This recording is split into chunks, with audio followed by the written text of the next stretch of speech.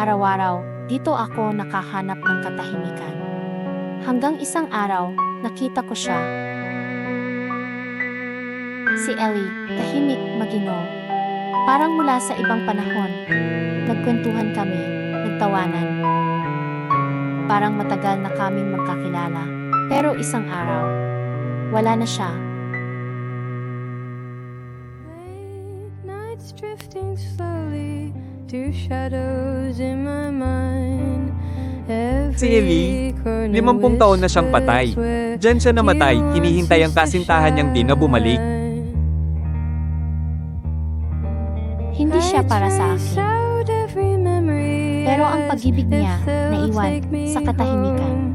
But every time I reach out, I'm still here all alone.